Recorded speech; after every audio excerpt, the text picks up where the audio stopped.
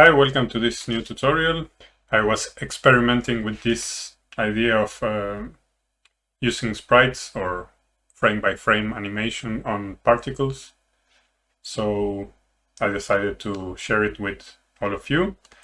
This is, I will show you, this is the image that I'm using at this moment. It has 8 frames, and we are using mapping to move it from one to the other with a snap of one, so it doesn't move, it just jumps from one to the other. I will show you here.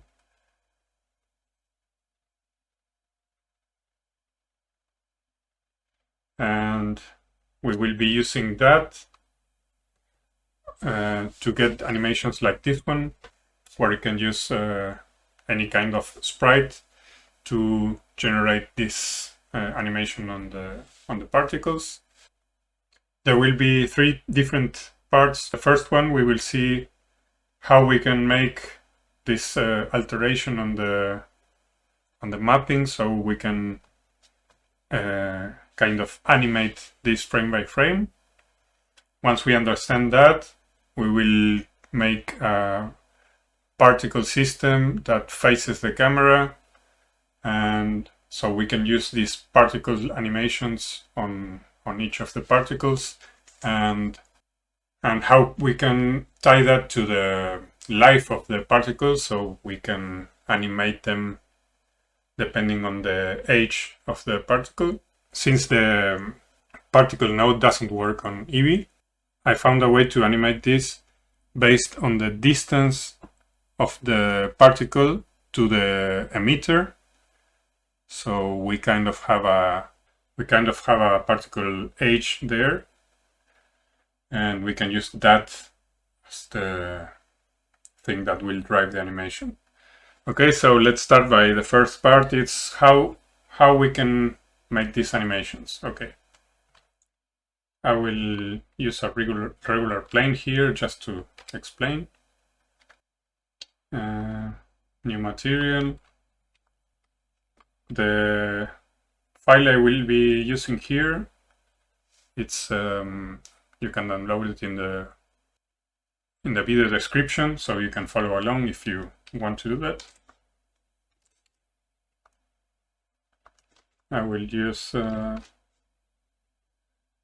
image texture here.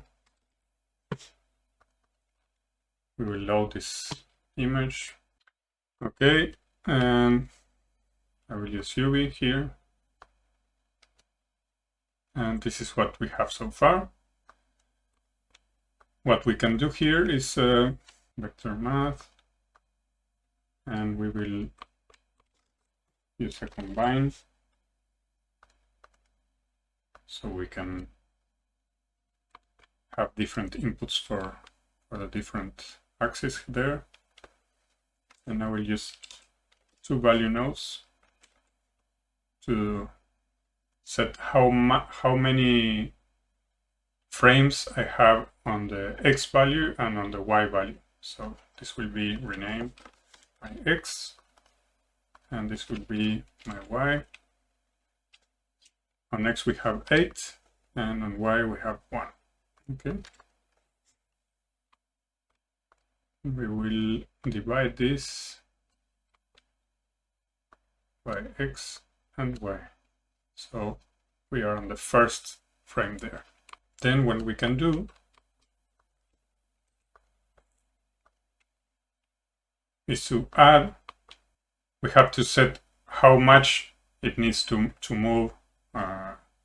So our UV is 1 unit long on X. So what we have to do is to divide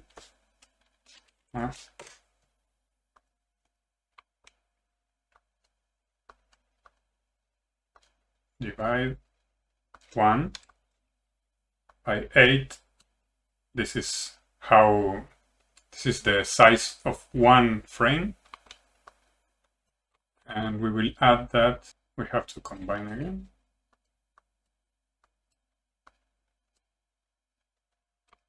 And now this is the size of the steps it has to give, and it needs 8 steps to move from the one to the last one, to determine how many frames do we have. In this case, we multiply these two numbers because we can have sprites with more than one row. In this case, it's this multiplied by this. We also need something to drive the time. In this case, we will use the timeline. We'll do this 100 frames. We will set value and value. This will be current frame, and this will be total frames animation.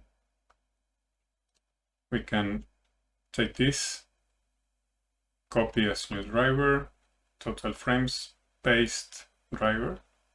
This is, if I change this, you can see it changes also there. And then here you can set it like this, frame,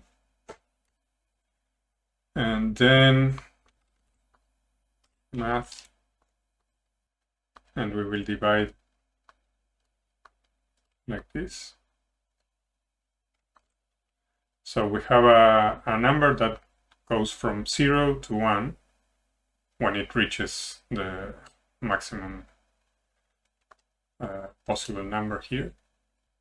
And now what we can do is we have the value that we need to move to change the frames, and we have the total frames here. So what we are going to do is multiply our time, we can call it like that, by the number of frames we need. So this will go from 0 to 8. And then we will multiply this by the step size.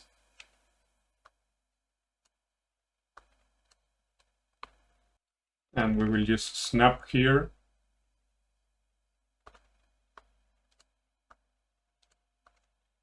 One. So we do increments of 1 only.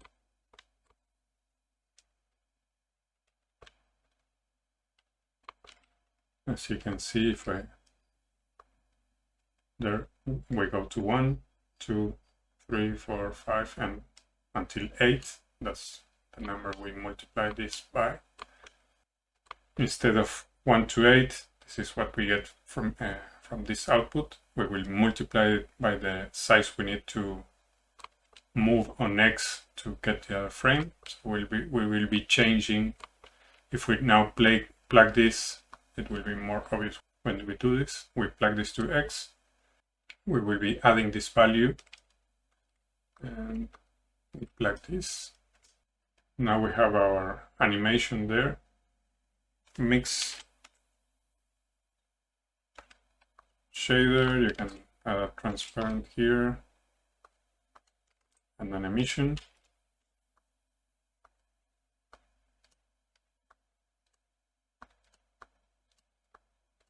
And we will use this as a factor. Where there's value, it will be an emission. We can do it green. And where it's not, it will be transparent. We have to, since this is Eevee, I will change this to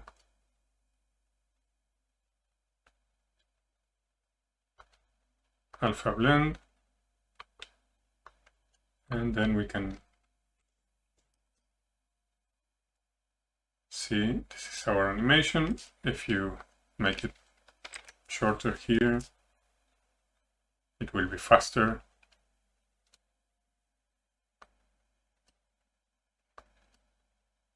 Okay, that was just an intro to understand how this works. Now we will adapt this to a particle system to make it more interesting. And at the end, we will be seeing how to make the particle system work with Eevee also.